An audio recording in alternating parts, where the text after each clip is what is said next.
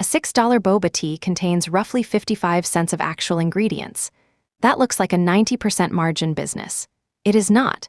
Two costs are eating that margin alive.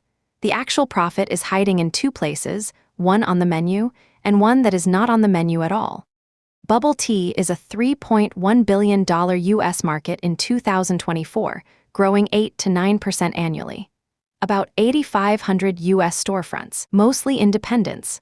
Average shop does 200 to 400 drinks per day at a $6 to $9 ticket. Looks like a printing press. But average independent net margin lands at 4 to 8%, about the same as a regular cafe. So where is the high-margin gross profit going? Two big costs, and one engineered upsell ladder. Decompose a $6 base boba drink.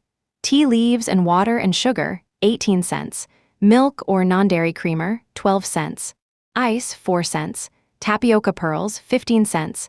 Cup and lid and straw, 8 cents. Total COGS, roughly 57 cents. Gross margin per base drink, $5.43. So far the business looks impossible to lose at.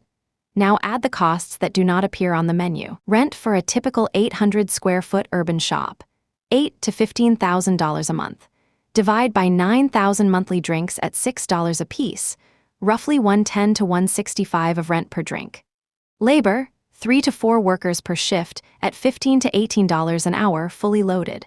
Divide by drinks per hour, another $1.50 to $2 per drink in labor allocation. Operating margin per base drink ends up at $1 to $2.50, not $5.43. The base drink is barely profitable. Now look at the menu's right column. Walk the topping ladder. Lychee jelly plus $1. Popping boba plus $1. Cheese foam plus $1.50. Ice cream scoop plus $2. Brown sugar shot plus 50 cents. Each topping costs the shop 5 to 10 cents per portion. Each adds 0 additional labor, pre-prepared in tubs, scooped in 5 seconds. Topping gross margin lands at 92 to 95%. And the topping line carries almost no rent or labor allocation. Because the rent and labor were already paid for by the base drink, they sit on top of. Industry attach rate at a well-run independent, 50 to 70% of orders take a topping. Average upsell adds $2.50 to $3.50 per ticket. The customer thinks they bought a $9 drink. The shop knows they bought a $6 base, operating margin about $1.50, plus $3 of pure upsell margin near 80 cents on the dollar. The toppings are not garnish. They are the entire engineered profit center. Run the math on a successful neighborhood boba shop. 300 drinks a day times 30 days, 9,000 drinks a month. Base revenue, $54,000. Topping attach at 60% times an average $3 ad, $16,200. Total monthly revenue, about $70,000. Costs, $12,000 in rent, $22,000 in labor, $6,000 in COGS, $5,000 in utilities and miscellaneous. Net, about $25,000 a month. Here is the critical move. Strip the topping line out entirely. The shop nets $9,000, barely above a manager's salary. The topping ladder generated 64% of net profit on barely 23% of revenue. That is not a bonus revenue stream. That is the entire profit center wearing a base drink as a costume.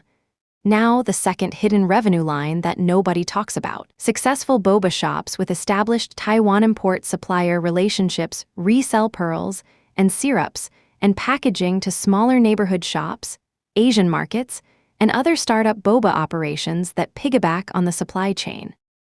A shop ordering 50 kg of pearls a week from a Taiwan importer can resell 10 to 15 kg to neighbors at $1.50 to $3 per kg markup. Combine pearls plus syrups plus cups, and a single retail boba storefront generates $2,500 to $5,000 a month of B2B side revenue at 30% margin. Most operators do not advertise it. It appears in tax filings as wholesale or other income. The successful boba operator is quietly running two businesses on top of each other, a retail front of house and a micro distributor for the local Asian food supply chain. Most customers never see the second business exists. Lesson: when a business sells a high-perceived luxury product at 90% gross margin, yet only nets 4 to 8, the visible product is the funnel. The invisible engine is upsells or a B2B sideline. Same pattern as Costco, the warehouse is the fly trap, The membership is the honey. Same pattern as McDonald's, the burger is the fly trap, the real estate underneath is the honey. In Boba, the $6 drink is the fly trap. The $3 topping ladder and the $5,000 a month wholesale sideline are the honey. The companies that survive in low-margin retail are the ones running two businesses on top of each other.